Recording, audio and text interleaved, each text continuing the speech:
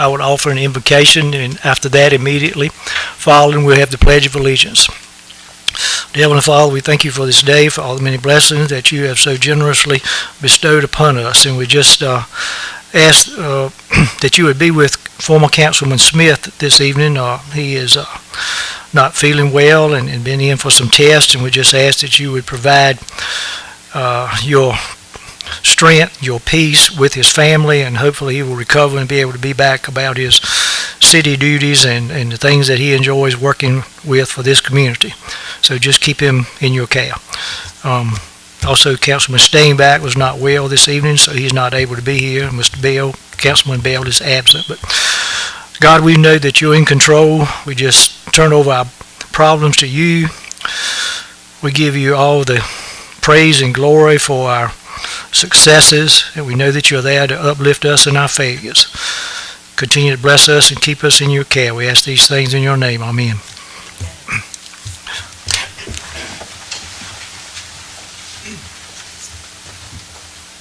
I pledge allegiance to the flag of the United States of America and to the republic for which it stands, one nation, under God, indivisible, with liberty and justice for all.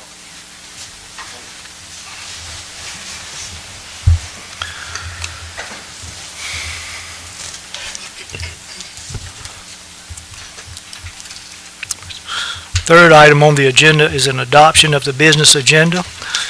I'd like to know if anyone has any conflicts on any of the items that are listed on the agenda, and if not, someone feels so moved to make a motion to adopt it as it is presented.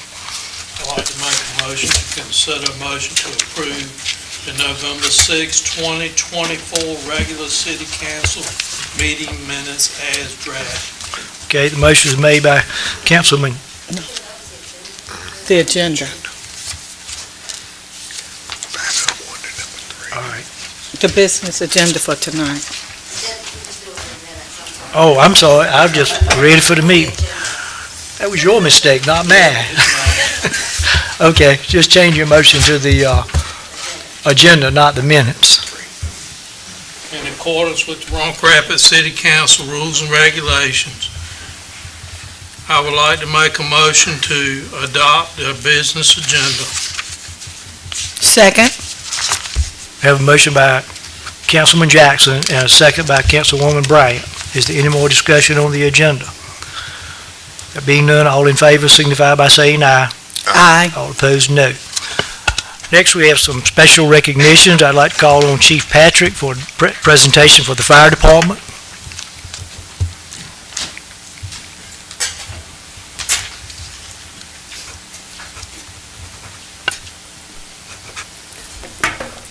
Mayor, council, citizens. Tonight we're here to recognize one of our newest employees. He was hired back in April, and then also we would like to recognize a couple of our firefighters who have had professional achievements with the department and have advanced up. So at first, if I could ask Mr. Christopher Boykin to step up here beside me, please.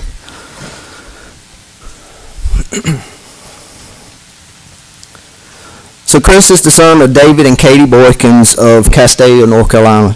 He is a 2023 graduate of Southern Nash High School, and he is a second-generation public servant. His dad is a town of Nashville police officer. I believe he's got some rank. Is that right? Assistant Chief of Nashville Police Department. He graduated from the Nash Community College Fire Academy this past December of 2022, which we also had 3 other guys graduate with him. So these guys had trained together, they knew him, and when we had an opening available, they were kind of going to bat for him, saying, you know, this is a good guy to hire. So thankfully we were able to get him here in April. And so he is currently serving at Station 1 on C shift as a firefighter with Lieutenant Ramalong. And tonight his mother is attendance along with his girlfriend. And if I could ask her to step forward, please.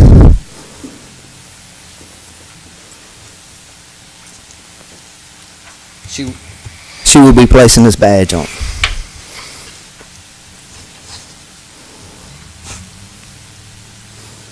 All right, thank you.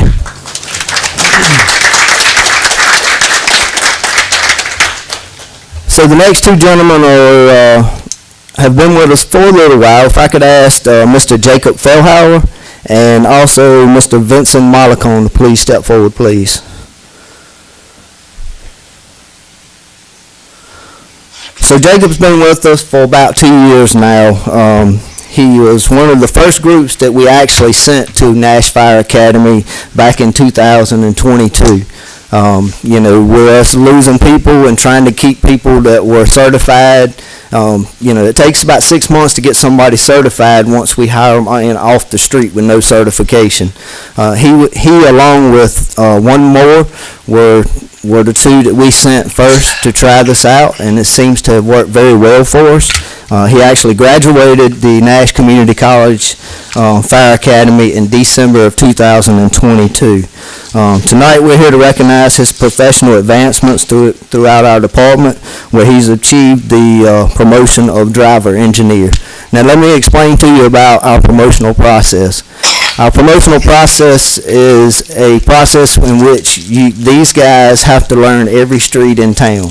These guys have to learn the fire department connections. What I mean by that is the connection that's on the side of the building where hooks to the sprinkler systems, which are inside of a lot of our commercial businesses. They have to learn the friction loss, which is basically algebra for them operating the fire trucks, being able to get that water out of the fire truck and pump it to the correct pressures to make sure the nozzles work properly. So it's not just who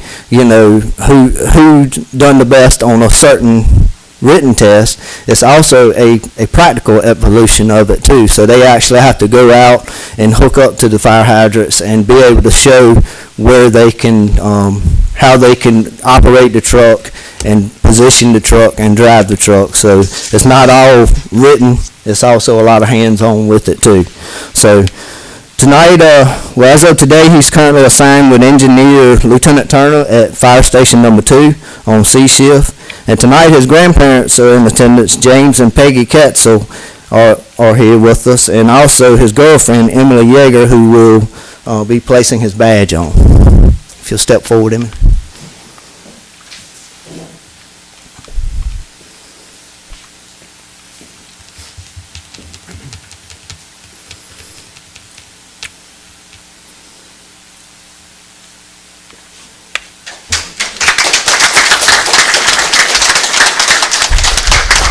All right, last but not least, certainly not, we have Mr. Vincent Mollicone. Vincent has been with the city for about 5 years now. He is married to Miss Taylor Mollicone, who's the mother of Grayson and Madison. Taylor, a lot of you in public service may know her. She's a telecommunicator down in Halifax. She's one of the dispatchers. Vinny has also been a member with the Halifax Fire Department for roughly 12 years. Vinny is kind of our in-house small engine repair guy. Most of the time, if we need something repaired within the department, we'll kind of send that over to his shift or his station and see if he can help us out before we have to call Larry and say, hey, we need some help with this. So tonight we're here to recognize, of course, his promotion to driver operator engineer as well. And right now he's assigned to Fire Station 2 with Lieutenant Jonathan Woodall, which I believe is here tonight as well. So if I could ask Ms. Mollicone to step forward, please, to pin Vinny's badge on.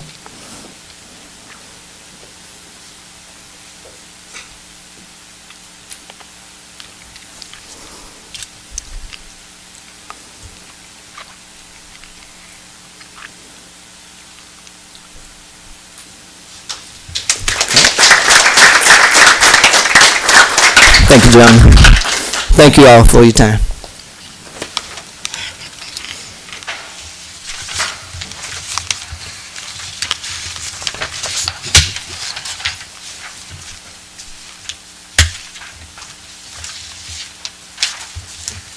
Chief Guyan.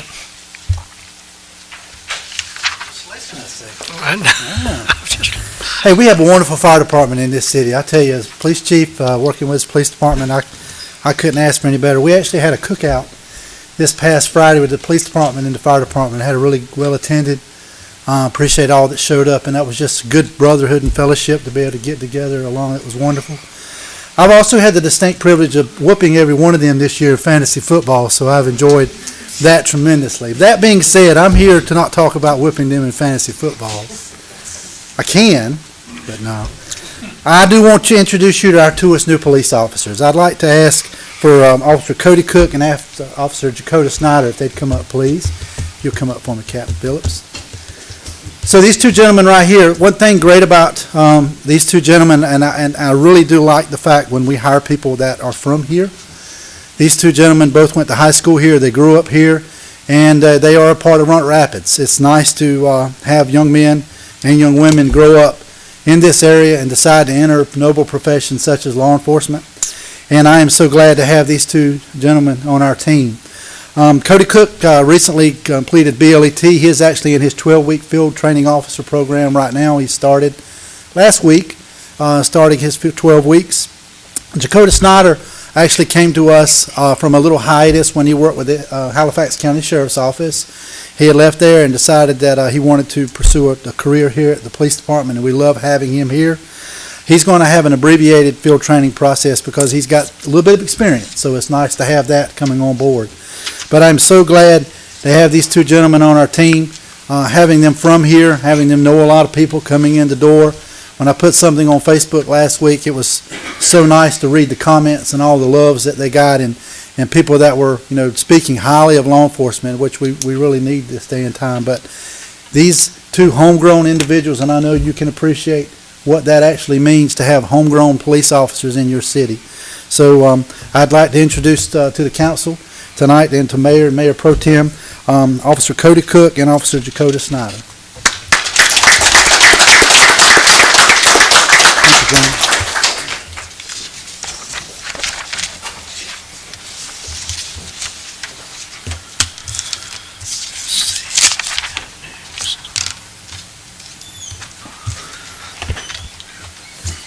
Before we move on, we have anybody signed up for unscheduled tonight? No one.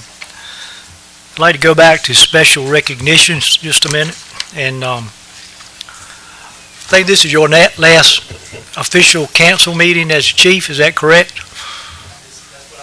Okay. Well, if I could change that, I would. So, come up here. I want to talk to you at the microphone. I didn't do it.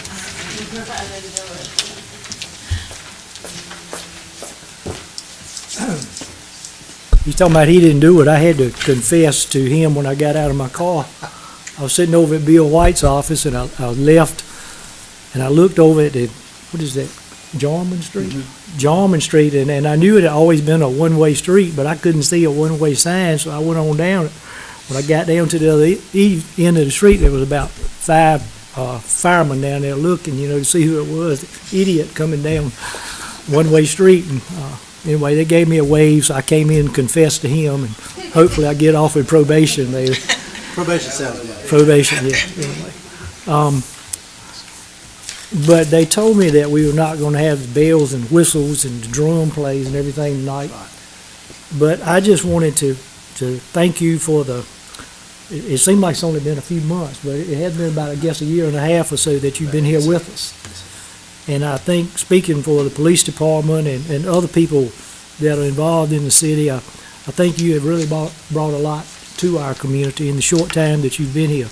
So I wrote down a few words just a few minutes ago, and stability was one of them, integrity was another one, honesty, strong-willed was about the best way I could figure out how to put what I was thinking about then.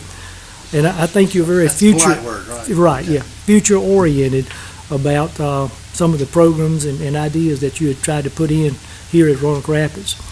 One of the most impressive things to me is that you always confessed as being a Christian, and I think that means a lot to a lot of people. Also, I think you must be a really good firearms instructor, because you took me out to the range. Every time I'd been out there before, I came back with a bloody thumb on my new pistol I had bought, and I was able to shoot 2 or 3 rounds through my pistol and still had all the skin on my hands. But anyway, that was good for me. But I want to wish you luck Thank you so much. I appreciate it. in the future. Thank you for serving. Yeah. Thank you so much. I want to thank, first and foremost, City Manager Trainum for hiring me. Thank you very much. Our department heads, I've really become really close to you all. Council, thank you for having faith in me, and I love my team. I'm going to miss them a lot. I always did things the right way. Okay? I always did things the right way. They might not have been what everybody wanted to happen, but it was the right way. And I can stand here and hold my head up high and tell you my whole career I did things the right way. And I'm proud of what we've accomplished at the police department. It wasn't me. It was a concerted team effort. And I thank you for your patience with us. Thank you for supporting us. Please continue to support us and support what the police department does in this city. We have some outstanding men and women who work at that office, and I am so proud to have known every one of them. And this was one of the hardest things I've ever had to do. I did the right thing through prayer, and I feel like that I'm doing the right thing for my family, and I appreciate the words. Thank you very much.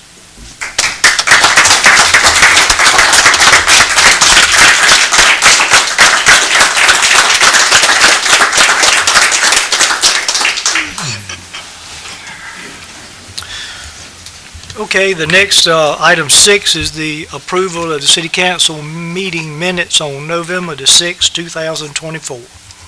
Someone make a motion to that effect. We'll try it again. Okay. To consider a motion to approve the November 6, 2024 regular city council meetings minutes as drafted. All right, motion by Councilman Jackson, Second. second by Ms. Bryant. Is there any more discussion on the matter? If there is none, all in favor signify by saying aye. Aye. Opposed, no. The motion will be approved. Next, I'd call on Ms. Caudle, Human Resources, for consideration of the amendment to the city personnel policy. Good evening, Mayor, Council, and citizens. I have the distinct pleasure of coming and talking to you today about something that has recently changed as part of North Carolina General Statutes. As part of House Bill 97, Article 84 of Chapter 143 of the North Carolina General Statutes now includes a new section that prohibits local governments, state agencies, the judicial branch, and the legislative branch from allowing pornography to be viewed on city or a state agency networks or devices. The law, which can be found at Section 7 of Session Law 2024-26, establishes a deadline for government employees and officials to delete any pornography from their government devices, creates reporting requirements for unauthorized viewing or attempting viewing of pornography, and requires public agencies, including units of local government, to adopt policies governing the use of their networks and devices. It also contains some very important exceptions for employees and officials who might need to view pornography as part of their official duties, which for us would include our CID unit of the police department. Although the amended general statute went into effect October 1st of this year, the city and all other local governments are required to comply by no later than January 1st of 2025. To comply, we're going to need to complete the following items by the end of the calendar year. 1, we're going to have to ask all employees and elected officials with pornography saved to a device owned, leased, maintained, or otherwise controlled by the city to remove, delete, or uninstall the materials by the end of the calendar year. We're also tonight going to ask you, City Council, to amend the city's personnel policy to address the new requirements. And then lastly, we've worked with our IT contractor to determine how we can begin monitoring city networks for unauthorized viewing or attempted viewing of pornography on city networks and city-issued electronic devices. And then by no later than August 2025, the city is also going to be required to annually report incidents, thank you, of viewing or attempted viewing of pornography by city employees or elected officials to the State Chief Information Officer. Therefore, the next item on our agenda is a budget amendment that Finance Director Johnson will present to you for consideration to purchase a software subscription that will allow the city to monitor and block potential activity. And this will come at an approximate annual cost of $4,000. I do feel like I need to go on record and say that, to our knowledge, there has been no actual incidents of city employees or City of Roanoke Rapids elected officials viewing or attempting to view pornography. We have not had any issues that I know of. This is simply just us trying to comply with the new state law that went into effect October 1st. I just think that's really important to say out in the public atmosphere. And I need to move the microphone closer. So tonight, my part is to request that you consider a motion to adopt Resolution 2024.10 that amends Article 5, Section 15 and Article 9, Section 5 of the city's personnel policy. The proposed changes to these sections were included in your meeting packet. Under Article 5, Section 15, it's our technology policy, and we have edited the existing policy to include requirements as defined in the North Carolina General Statute 14-190.13. This includes giving exceptions to employees like CID to be able to access things through proper channels. And then Article 9, Section 5 is going to update our disciplinary policy to include pornography as a violation under improper personal conduct. Do you have any questions for me at this time? I just want to reemphasize, and I appreciate Ms. Caudle kind of presenting this because she's done a fantastic job with it. I want to be clear that this is not in response to any issues we've ever had with the City of Roanoke Rapids. If somebody had come to me and before this bill from the legislature and said, hey, someone is using city-owned devices to view pornography and it's not for an official reason like an employee of the police department investigating a crime, I would have said, yes, it's a violation of our policies. This new policy, though, incorporates the language and the kind of redrafts it with the new law in mind. And I also wanted to make council aware, you may have seen, I think Weldon has just passed theirs.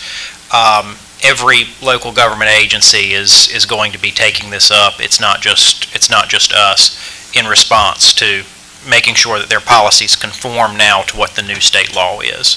So just for clarity on that. Why would you think that we would give them until the end of the year to comply with it? I mean, if they got something on there, why can't they take it off the net? So let's see if I could articulate my answer to that. So I think that's one of those accountability things, and it has to do with the way that the law was worded when it came from the legislature. And you know how they're passing this law, applying it to the whole state, and then they don't want somebody after whatever deadline they say to say, well, hey, this has come up and I didn't know, or anything like that. I think it's an accountability provision, and again, it comes straight from the House bill. And so it's not that we're saying that hey, you have until now to use your city-owned devices for pornography. You've never been able to do that in the city of Roanoke Rapids. That's always going to be a problem. But that's an aspect of the House bill as it was, and it's the way that they worded it, I think, to try to have some accountability so that if there was, if an issue did come up after this law was passed, somebody couldn't say, well, that was before. I shouldn't be held to that standard because I didn't know about it. Does that make sense? Maybe. And I'll add too, though, that while that date is there for, again, compliance with the law, the adoption to the amendments to our personnel policy are effective immediately upon adoption. Question.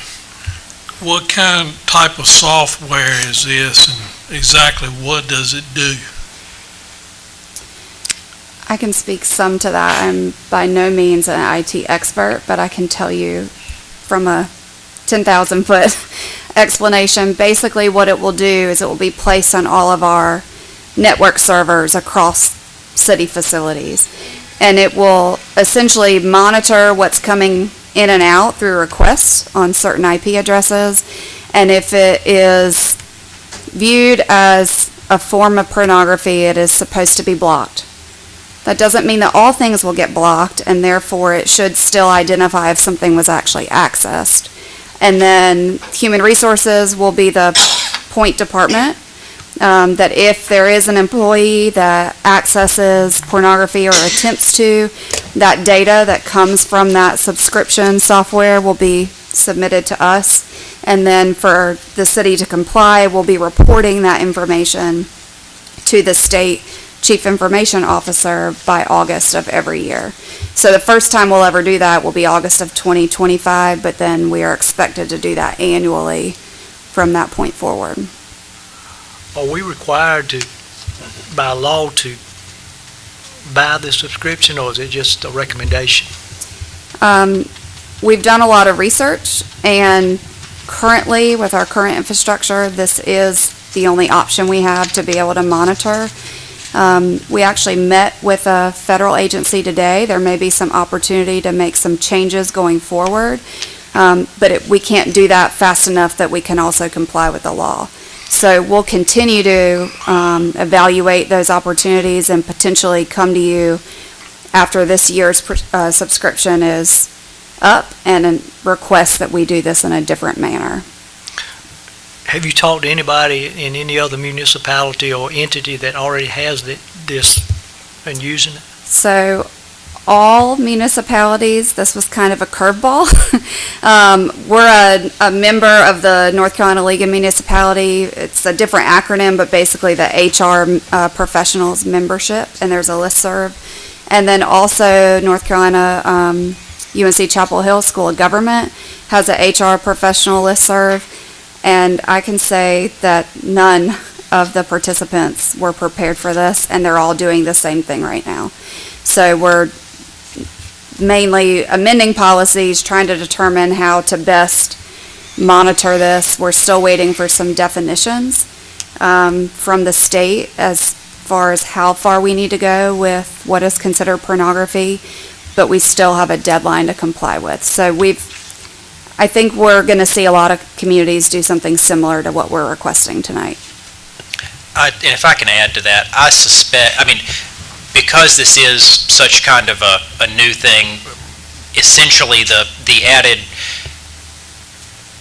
monitoring aspects and the added reporting aspects are such a new thing that all municipalities are kind of going through at this here right now.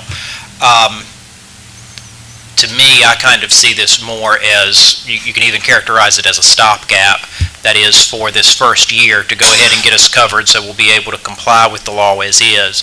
And I think that I suspect that there will be a lot of kind of reassessment now that this essentially, it has essentially created a market or significantly expanded a market for the companies that provide these software services as far as monitoring. So I suspect there's probably going to be a little bit of sorting out over the next year as far as what records need to be kept, how it needs to be kept, what's the best way to do it. And then when we come back in the next fiscal year, or we're looking at budgets and things like that, we can see that there may be something better at that time, or the situation may be different as far as what our monitoring needs are. And also, we did evaluate a lot of different options. This was the least expensive option that still got the job done. Also, it is not only going to block pornography or what is assumed pornography, it will block other things that would be of utmost importance to not come through into our network. So it is a good investment for cybersecurity as well. But again, it could be something that we want to further evaluate in the upcoming fiscal year budget and maybe have some other opportunities for things that we could put in place. All right, thank you. We need a motion to approve it. Mayor, I'd like to consider a motion to adopt a resolution number 2024.10, amending Article 5, Section 15, and Article 9, Section 5 of the City of Roanoke Rapids Personnel Policy. Motion by Councilman Strickland. Do you hear a second to the motion? Second. Second by Ms. Bryant. Any more discussion on the matter? All in favor signify by saying aye. Aye. Opposed, no. The motion be approved. Thank you.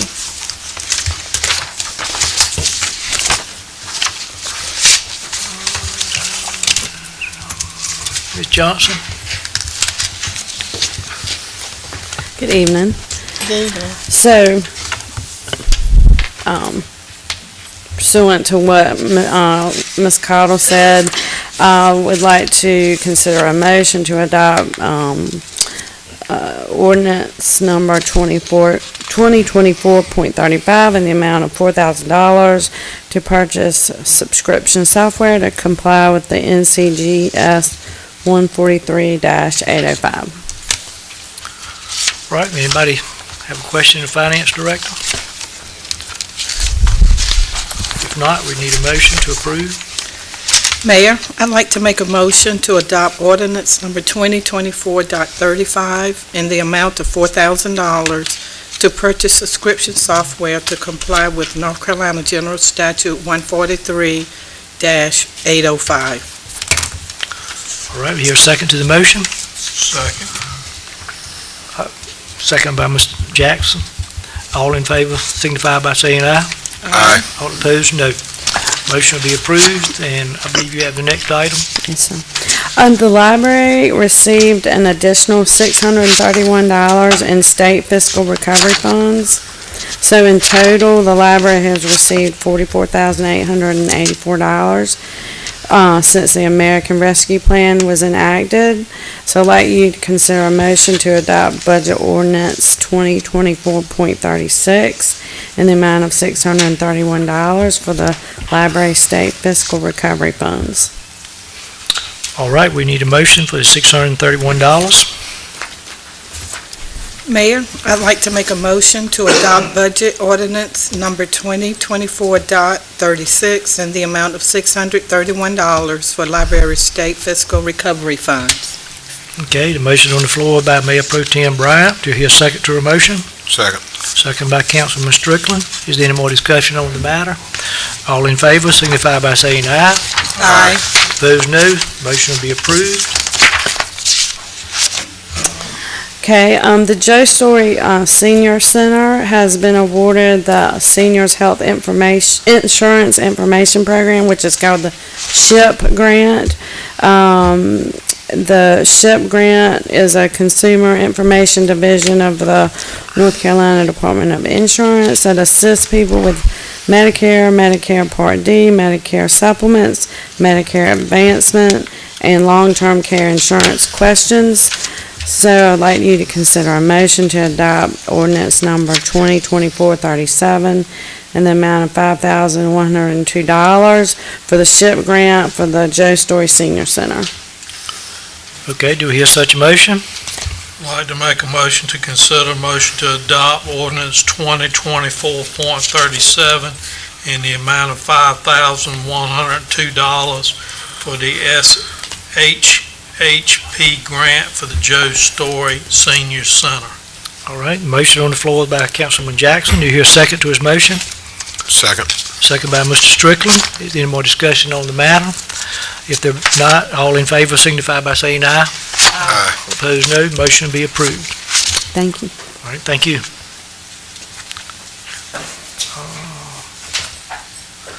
Mr. Hilbert? Good afternoon. And right before Mr. Hilbert speaks, during our last meeting, the City Council made a motion to approve us entering a contract into, for the CDBG Neighborhood Revitalization Program for Administrative Services contract, and that was awarded to Insight Planning and Development. And so Chris is here moving us forward with that grant. And I'll turn this over to you. Thank you, Kelly, and I appreciate the opportunity to work with the city again. Thank you, Mayor and Councilman. I'm Chris Hilbert with Insight Planning and Development. I think this is my fourth go-around in terms of projects with the city. So before you tonight, well, let me give you a little bit of context. The city was awarded a CDBG grant, Community Development Block Grant,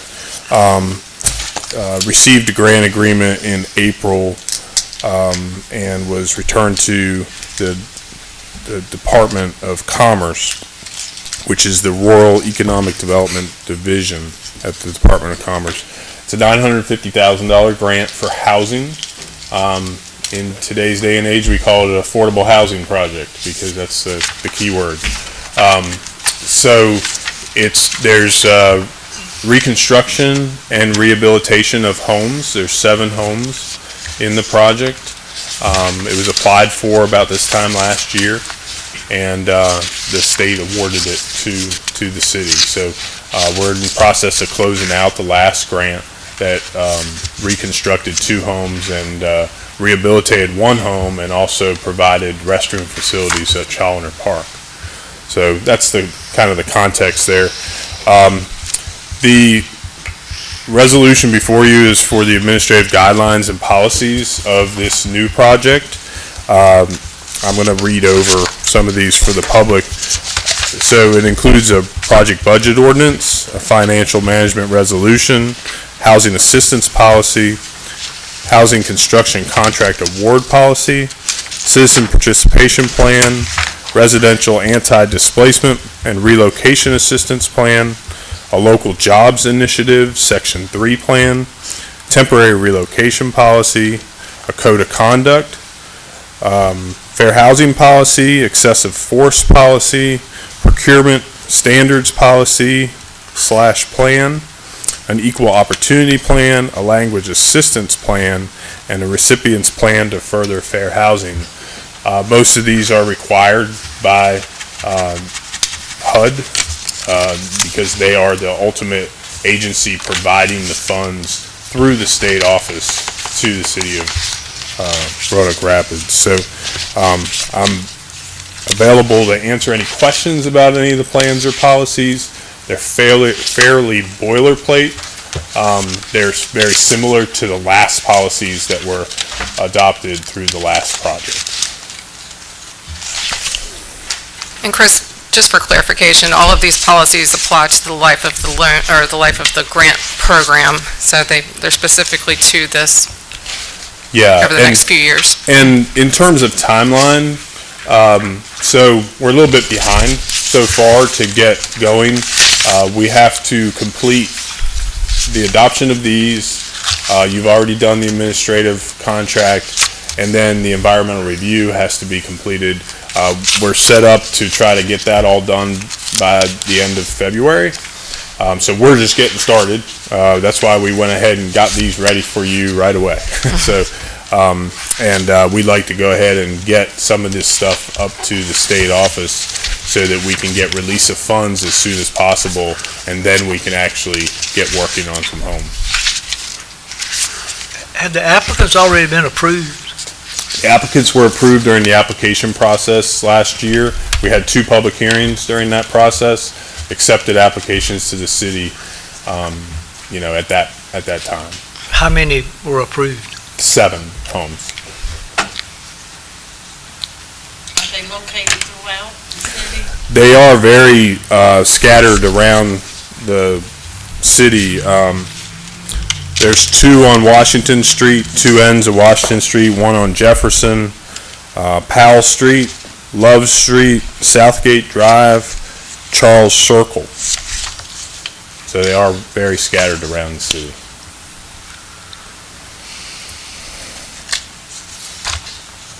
And approval of resolution 2024.11 that's been requested will incorporate all of the projects and ordinances and policies listed in that ordinance, all in one fair swoop, so we don't have to have 16 different motions tonight for each grant policy and ordinance in there. Keep it simple.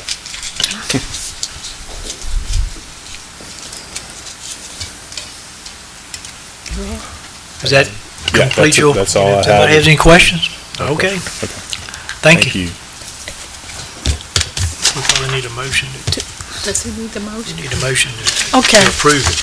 I'll make the motion, Mayor, to adopt Resolution 2024.11, collectively adopting the following resolutions, guidelines, plans, and policies for utilization during the administration of the 2023 CDBG Neighborhood Revitalization Program.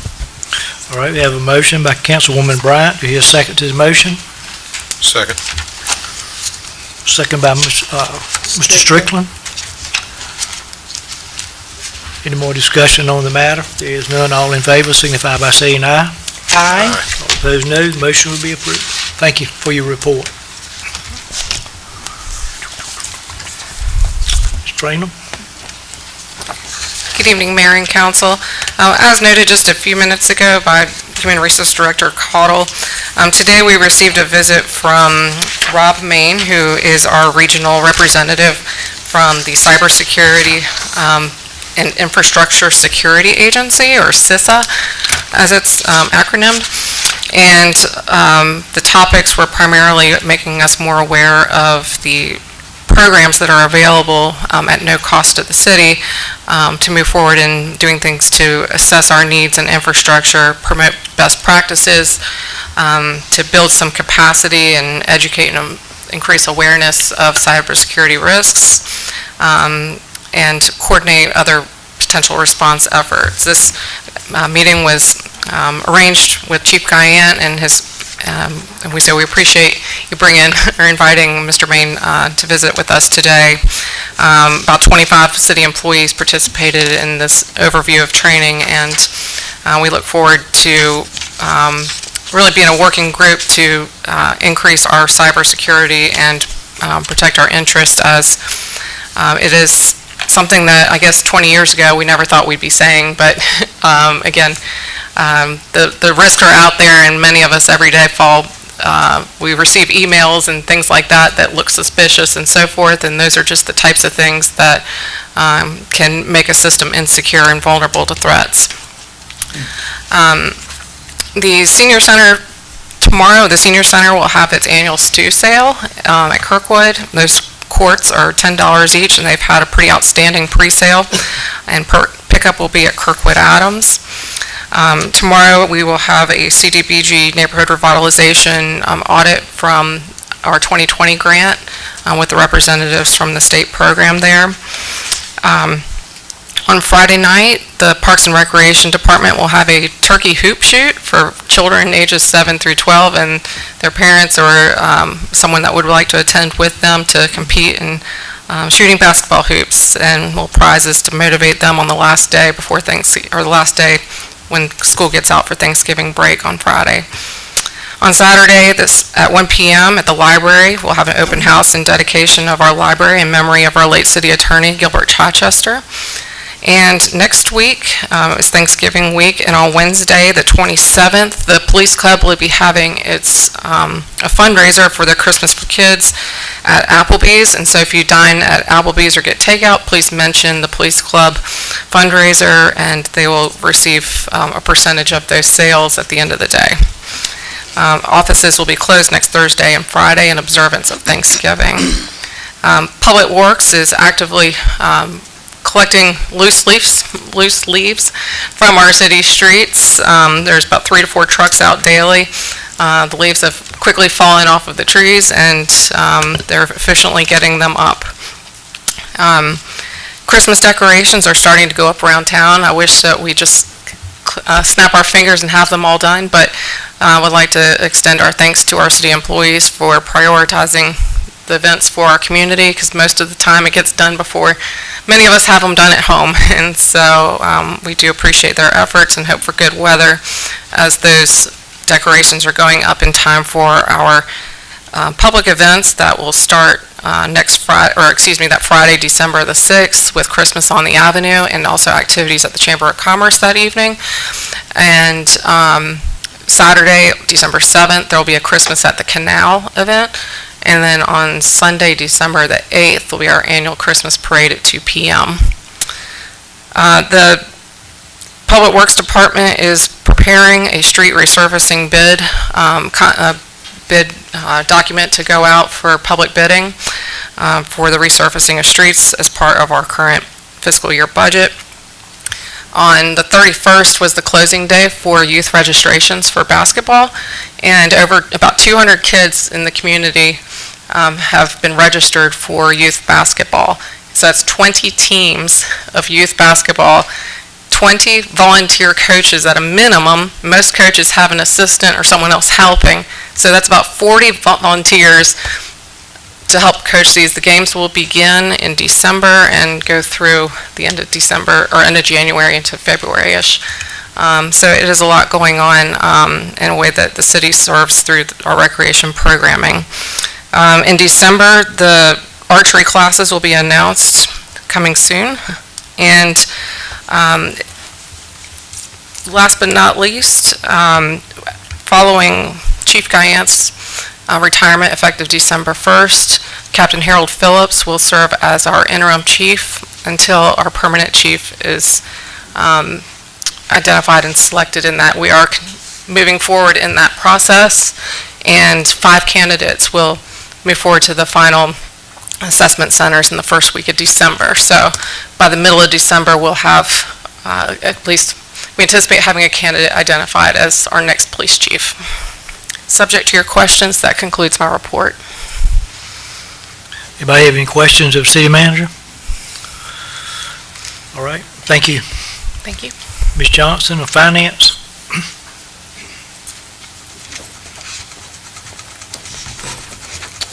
Hello again. Okay. So for the month of October, the general fund year-to-date receipts totaled $8,700,000. Expenditures totaled $7,046,000. This is, revenues exceeded expenditures by $1,006,000. So after the month of October, we are at 34.5% of our budget. We received prior year ad valorem, motor vehicle, hold harmless, commercial solid waste, interest revenue still doing well, thank goodness, and grant donation revenues. So for October, we're in good standing. It's a normal trend for October for the city. So we just need to be cautious, stay within our budget, and not overspend. Questions for the finance director? All right, if there are none, thank you, ma'am. All right, thank you. Is there any other business that needs to come before the council tonight, this evening? If not, I call for a motion to adjourn. Motion to adjourn. Motion by Councilwoman Bryant, Second. second by Councilman Jackson. All in favor signify by saying aye. Aye. All opposed, no. We're adjourned.